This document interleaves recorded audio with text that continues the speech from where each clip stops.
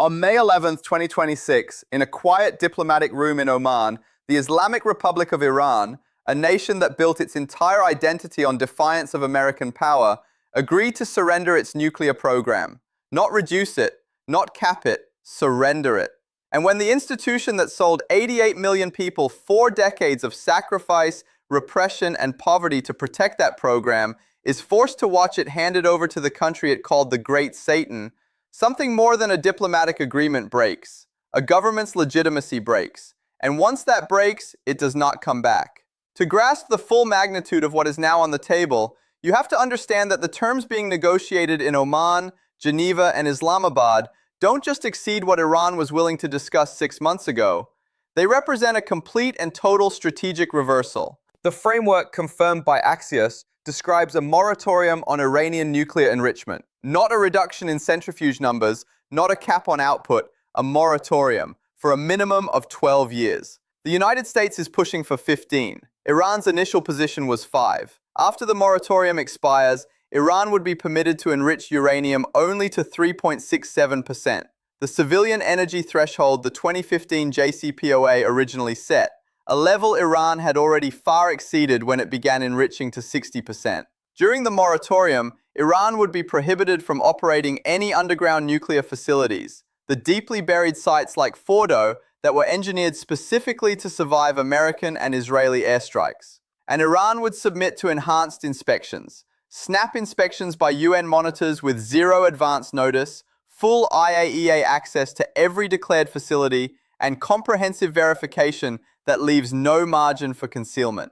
But the most consequential term of all is this. According to 2 sources with direct knowledge of the negotiations, Iran has agreed to remove its entire stockpile of highly enriched uranium from the country. The destination being discussed is the United States itself. Iran's 400 kilogram stockpile of 60% enriched uranium, the material that nuclear analysts have consistently identified as the most alarming and strategically destabilizing element of Iran's nuclear posture, would leave Iranian territory and transfer to American custody. That is not a compromise. That is capitulation on the single issue that served as the justification for 4 decades of confrontation. Omani mediator Badr al-Busaidi, speaking to CBS, did not hedge. He said Iran had agreed to zero stockpiling of enriched uranium. Zero. He said existing stockpiles would be downblended to the lowest level technically possible and converted into reactor fuel in a process that is chemically irreversible. He described it as something entirely without precedent. He told CBS directly that the single most important achievement is the agreement that Iran will never, his word was never, possess nuclear material sufficient to construct a weapon. That formulation is not the careful, qualified language of a mediator managing expectations. It is the language of a mediator describing a categorical commitment he believes has been made and is real. A peace framework, he said, is within reach. After the 4th round of talks in Oman concluded on May 11th, that framework is no longer aspirational. Both sides are actively drafting a 1-page memorandum of understanding. Now, to understand why this agreement is detonating inside Iran with the force of a political earthquake, you must understand what the nuclear program actually was to the Islamic Revolutionary Guard Corps. It was not merely a weapons program. It was the IRGC's primary claim to indispensable national importance. It was the foundational argument the Revolutionary Guards deployed to justify everything. Their seizure of political authority, their domination of the economy through opaque foundations and networks of shell companies, their control over presidential succession, their systematic sidelining of elected officials, their violent suppression of dissent at a scale that human rights organizations describe as the largest in the Islamic Republic's history. The logic was always the same, and it was always stated in terms of existential necessity. The Islamic Republic faces annihilation from American imperialism and Zionist aggression. The nuclear program is our deterrent against that existential threat. Only the IRGC has the capability, the discipline, and the revolutionary commitment to protect the state. And therefore, everything the IRGC does, the repression, the economic mismanagement, the poverty, the 100% inflation, the dead protesters in the streets, is justified by the imperative of survival. Every sacrifice was necessary because the alternative was destruction. That argument, sustained for 47 years and enforced through imprisonment, torture, and mass killing, has just been formally abandoned at a negotiating table in Oman. The Iranian people understand precisely what this means. They understand it in ways that the diplomatic coverage of this process consistently fails to weight with the gravity it deserves. These are people who watched their national currency lose 97% of its value. People paying 105% more for food than they were a year ago. People who watched 7 million of their fellow citizens slide into food insecurity. People whose protests were answered by security forces that killed, by conservative human rights estimates, between 12 and 20,000 of them. People who watched their supreme leader's death celebrated openly in the streets by their own countrymen, and understood in that moment what their country had become under IRGC governance. Those people are now watching the regime that told them every sacrifice was necessary for national survival agree to surrender the very thing that was supposedly worth all those sacrifices. They are watching the institution that imprisoned women for showing their hair, that executed protesters for chanting in public squares, that fired on apartment buildings where people were singing from their windows, agree to transfer its enriched uranium stockpile to the United States of America. And they are drawing the only conclusion the evidence permits. The IRGC lied. All of it was a lie. The resistance, the necessity, the revolutionary sacrifice, the 47-year justification for authoritarian control. It was never about national survival, it was about power. And when survival became genuinely threatened, the power structure preserved itself by surrendering the very thing it claimed all those sacrifices were protecting. The domestic political consequences of that conclusion are already visible, and they are accelerating. The protests that erupted in December 2025, that spread to all 31 provinces, that were documented in more than 200 cities, that produced the largest sustained uprising in the history of the Islamic Republic. Those protests did not end because the IRGC's repression succeeded. They compressed. They went underground. They moved to rooftops and encrypted channels and the private conversations that circulate in every corner of Iran when the internet is throttled and the cameras are watching. The infrastructure of resistance those protests built did not dissolve when the gunfire drove people back inside. It waited. And now it has something far more devastating than economic grievance to draw on. Not just anger at repression, but the concrete, documented, negotiated evidence that the regime's entire justification for its own existence was a lie, that its own negotiators abandoned the moment the real cost of maintaining it became unbearable. Reza Pahlavi, the Iranian opposition figure whose political profile has grown substantially during this period, called publicly on Iranians to continue rooftop chanting as a symbol of unified resistance to the current leadership. Former President Hassan Rouhani stated that the current situation represents a unique opportunity to rebuild the foundations of government. Reformist insider language that translates precisely as, the current system cannot survive and the only remaining question is what replaces it. Nobel Peace Prize laureate Shirin Ebadi called for the targeted removal of IRGC commanders. The Kurdistan Freedom Party attacked IRGC headquarters in Kermanshah. Senior Israeli officials told the Times of Israel that the conditions for the overthrow of the Iranian regime are actively being created, while noting that ultimately everything depends on the choices of the Iranian people. And in a Truth Social post directed not at the Iranian government, but explicitly at the Iranian people, Donald Trump told them to take back their country and rejoin the rest of the civilized world. That message,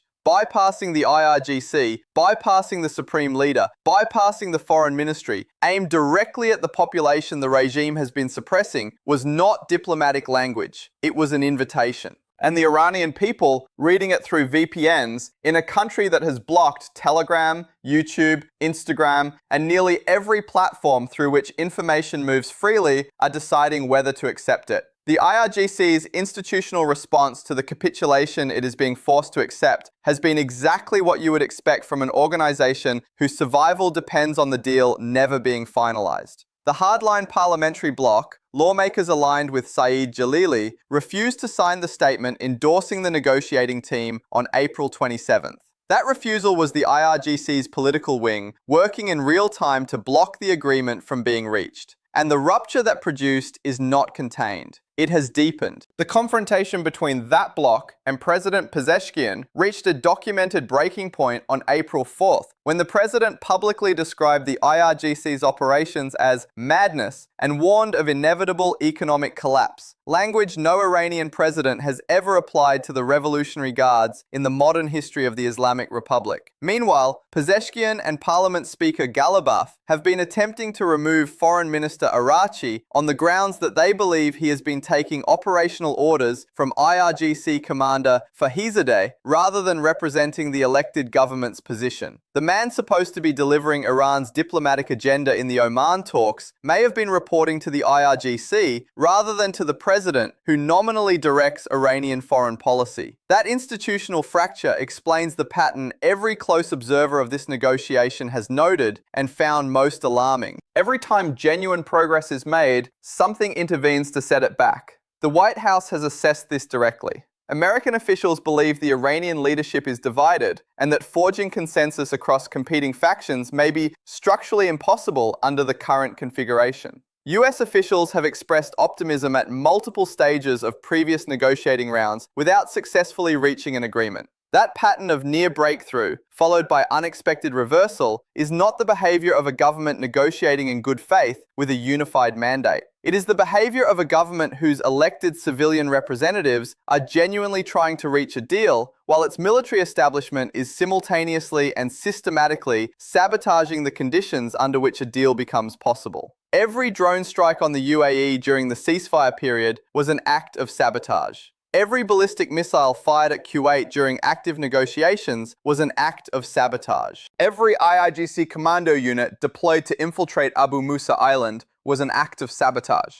The IRGC is not conducting these operations to strengthen its negotiating position. It is conducting them to prevent an agreement from being reached at all, because an agreement means the formal acknowledgement that the program it spent decades building was worth less than the price Iran paid for it. The structural problem the White House's own assessment identified is this: there are effectively two Irans at the negotiating table simultaneously, and they want diametrically opposed outcomes, and only one of them can produce a signed agreement that the other will honor.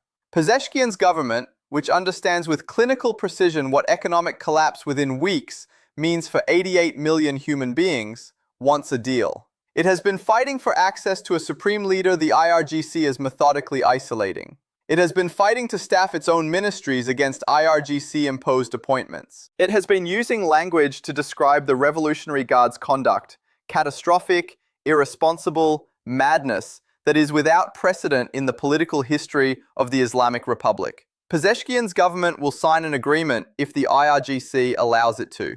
The IRGC, which understands with equal precision that the agreement represents the formal termination of the strategic program that justified its institutional dominance, does not want a deal.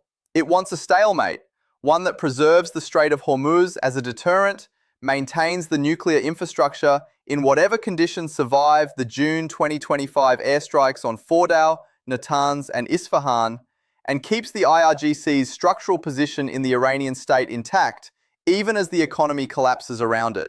Because an IRGC that loses its nuclear deterrent is an IRGC that loses its primary argument for everything else it controls. And here is the calculation the IRGC appears to have not fully processed, or has processed and is choosing to ignore at its own peril. The Iranian people are not going to absorb the cost of that strategic preference indefinitely. The protests that ran from December 2025 through the spring of 2026 were not driven by abstract political ideology. They were driven by empty stomachs, worthless savings, the memory of relatives killed in security crackdowns, and the accumulated exhaustion of watching a government that claims to serve the people make decisions that systematically destroy their lives for the benefit of an ideology that has never once asked their permission. 7 million people going hungry is not a statistic that produces political stability. 100% inflation is not a condition that sustains the passive acceptance authoritarian governments require to function. A currency that has lost 97% of its value is not an economic baseline from which the IRGC can reliably finance its operations, compensate its forces, and maintain the patronage networks that keep its institutional allies loyal. The IRGC is not choosing between accepting a deal and maintaining the status quo. It is choosing between accepting a deal and recreating the conditions that historically produce revolutions. That question is no longer theoretical. The Council on Foreign Relations, the Atlantic Council, and Foreign Affairs have all published analyses in recent weeks seriously examining whether the Islamic Republic's current institutional form can survive this converging crisis. The Times of Israel quoted a senior Israeli official stating that the conditions for the overthrow of the regime are being created. US intelligence officials told Axios that their previous evaluation that the protest movement was structurally incapable of destabilizing the regime was being actively reassessed. Two Iranian diplomats, a UN mission official, and a chargé d'affaires in Vienna requested asylum from Switzerland rather than return home. Iranian officials are moving personal and institutional funds abroad. And in perhaps the most operationally significant signal of institutional decay, IRGC forces are sleeping in the streets, eating expired rations, and purchasing their own food because the salary disbursement system can no longer reliably pay them. An institution that cannot consistently compensate its own security apparatus is an institution that is approaching the outer limits of its capacity for coercive control. The Strait of Hormuz remains the single pivot point around which every other element of this crisis turns. Before the conflict, approximately 3,000 vessels transited the strait each month. Today, the number is roughly 150, approximately 5% of the pre-war baseline. The global economic damage is documented and severe. Asian nations dependent on Gulf energy are experiencing active fuel shortages. The International Energy Agency's 32 member nations released 400 million barrels from emergency reserves specifically to compensate for the supply shock. The United States struck the Iranian tanker MT Husta on May 7th, disabling it with cannon fire after the vessel failed to comply with multiple warnings while attempting to break the naval blockade. And China's Foreign Minister Wang Yi, meeting with Arachi in Beijing, explicitly demanded the reopening of the strait, not as a statement of solidarity with Tehran, but as a direct demand from the country whose energy security and Belt and Road investments are most immediately and severely damaged by its continued closure. When Beijing explicitly demands that Tehran open the waterway,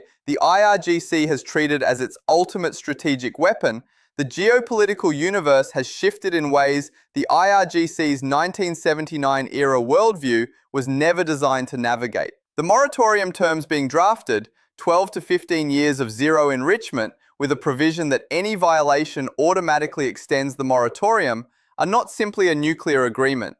They are the structured dismantling of the IRGC's strategic architecture for an entire generation. During a 12 to 15-year moratorium, the technical expertise that sustained the nuclear program disperses. Scientists leave. Institutional knowledge degrades. Infrastructure already severely damaged by the June 2025 strikes on Fordow, Natanz, and Isfahan cannot be rebuilt because the agreement